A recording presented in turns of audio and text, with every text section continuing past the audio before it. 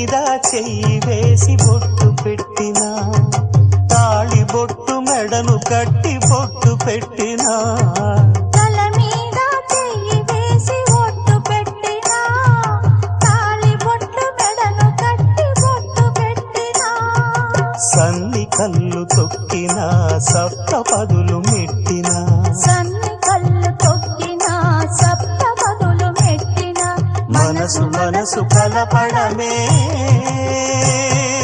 మంత్రం పరమార్థం. శ్రీరస్తు శుభమస్తు, శ్రీరస్తు శుభమస్తు. శ్రీకారం చుట్టుకుంది పెళ్లి పుస్తకం, ఇక ఆకారం